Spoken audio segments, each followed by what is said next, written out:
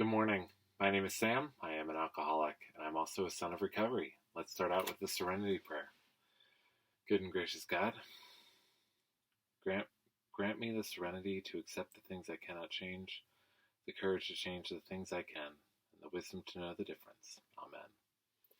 So I'm currently reading the 12 Steps and 12 Traditions, and I'm on Tradition 8. Alcoholics Anonymous should remain forever non-professional, but our service centers may employ special workers. Alcoholics Anonymous will never have a professional class. We have gained some understanding of the ancient words, freely ye have received, freely give. We have discovered that at the point of professionalism, money and spirituality do not mix.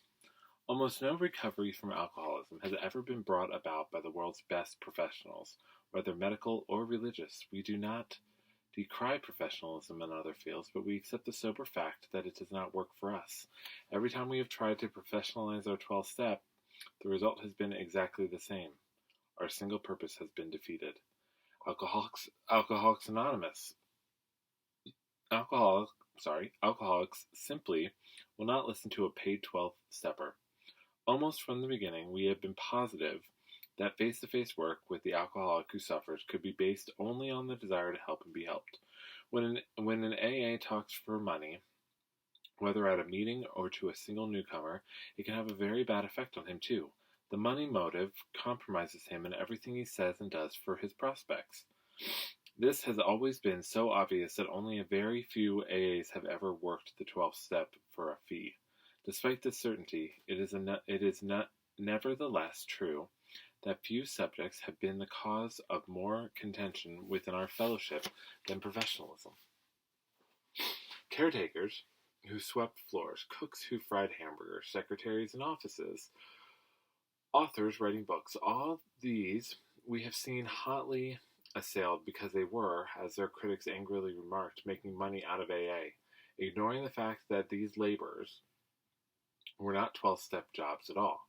The critics attacked as AA professionals these workers of ours who were often doing thankless tasks that no one else could or would do. Even greater furors were provoked when AA members began to run rest homes and farms for alcoholics, when some hired out to corporations as personal men in charge of the alcoholic problem in industry, when some became nurses on alcoholic wards, when others entered the field of alcohol education. In all these instances and more, it was claimed that AA knowledge and experience were being sold for money, hence these people too were professionals. At last, however, a plain line of cleavage could be seen between professionalism and non-professionalism. When we had agreed that the 12th step couldn't be sold for money, we had been wise. But when we had declared that our fellowship couldn't hire service workers, or could any AA member carry our knowledge into other fields, we were taking the counsel of fear which today has been largely dispelled in light of experience. To the case of club janitor and cook, if a club is going to function, it has to be habitable and hospitable. We tried volunteers who were quickly disenchanted with sweeping floors and brewing coffee 7 days a week. They just didn't show up. Even more important, an empty club couldn't answer its phone. But it was an open invitation to a drunk on a binge who possessed a spare key, so somebody had to look after the place full time. If we hired an alcoholic, he'd receive only what we'd have to pay a non-alcoholic for the same job. The job was not to do 12-step work. It was to make 12-step work possible. It was a service proposition, pure and simple. Neither could AA itself function without full-time workers. At the foundation and intergroup offices, we couldn't employ non-alcoholics as secretaries. We had to have people who knew the AA pitch. But the minute we hired them, the ultra-conservative and fearful ones shrilled, "Professionalism!" At one point, the status of these faithful servants was almost unbearable. They weren't asked to speak at AA meetings because they were making money out of AA. At times, they were actually shunned by fellow members. Even the charitably disposed described them as a necessary evil. Committees took full advantage of this attitude to depress their salaries. They could regain some measure of virtue, it was thought, if they worked for AA real cheap.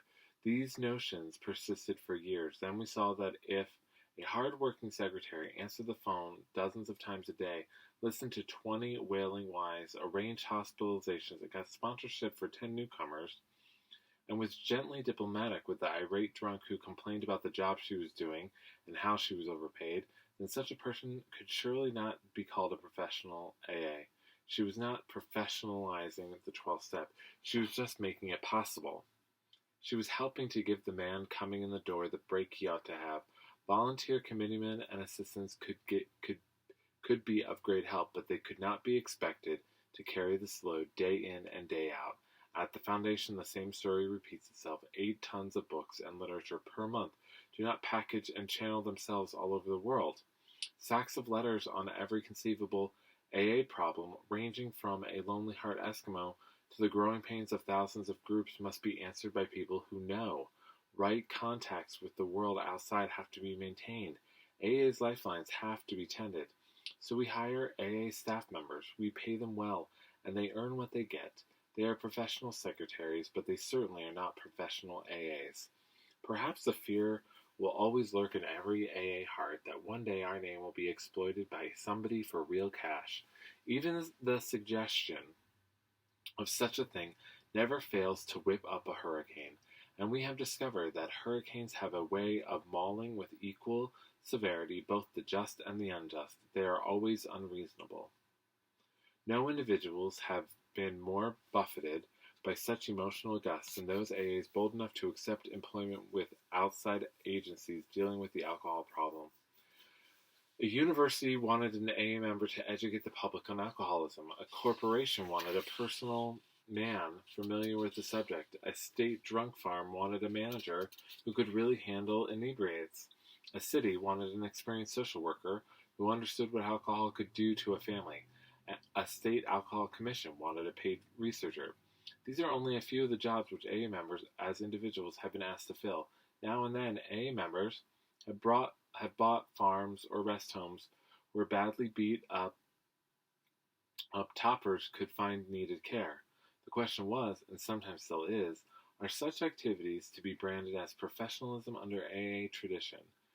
We think the answer is no. Members who select such full-time careers do not professionalize AA's 12th step. The road to this conclusion was long and rocky. At first, we couldn't see the real issue involved. In former days, the moment an AA hired out to such enterprises, he was immediately tempted to use the name Alcoholics Anonymous for publicity or money-raising purposes. Drunk farms, educational ventures, state legislatures, and commissions advertise the fact that AA members serve them.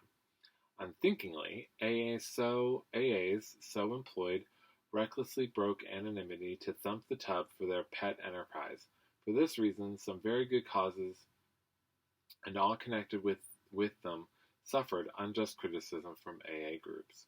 More often than not, these onslaughts were spearheaded by the cry professionalism. That guy is making money out of AA. Yet, not a single one of them had been hired to do AA's 12-step work. The violation in these instances was not professionalism at all. It was breaking anonymity. AA's sole purpose was being compromised, but the name of Alcoholics Anonymous was being misused. It is significant now that almost no AA in our fellowship breaks anonymity at the public level, that nearly all these fears have subsided. We see that we have no right to or need to discharge AAs who wish to work as individuals in these wider fields. It would be actually antisocial were we to forbid them.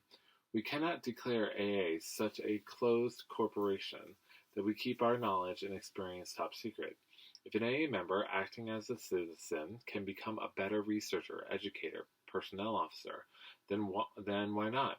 Everybody gains, and we have lost nothing. True, some of the projects to which AAs have attached themselves have been ill-conceived, but that makes not the slightest difference with the principle involved.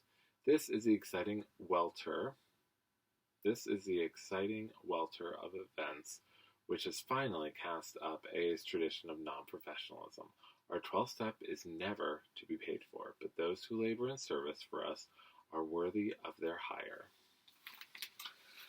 So that is this is really a very important tradition. Because without, like they said,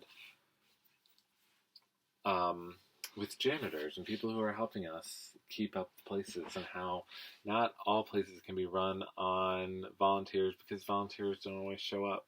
And as wonderful as the thought as that would be, um, so yeah, I like the thing. Especially in this, in how they describe it, I like the way they say these people are helping it 12-step work happen.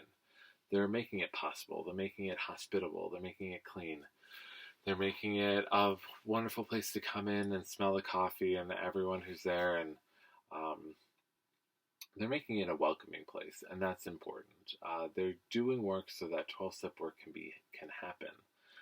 That's the really important message in here. And also, you can go and work and do stuff for people, but keeping AA out of the public spotlight is incredibly important as well.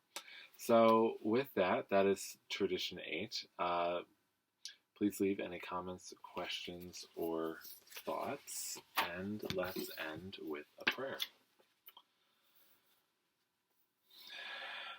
O God of our understanding, this is the dawn of a new day in the program. I shall thank you, my higher power, for last night's rest, your gift.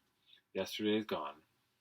Except for what I've learned from it, good or bad, today I have the same choice, a divine privilege which swells my heart with hope and purpose. This is my day, the purity of a new beginning. I will receive from this day exactly what I give to it.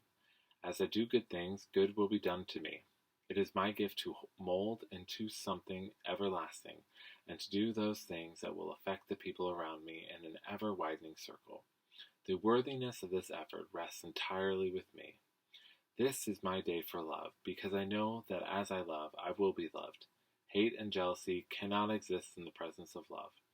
I will be sustained by this miracle of your creation, and this day will be lightened by my love for others, and especially love for my fellow travelers in the program. Today, I will do my best without thought of failures of the past or anxieties for the future. When this day is ended, I will have no regrets. On retiring, I shall thank you, my higher power, for this wonderful day. And with that, blessings.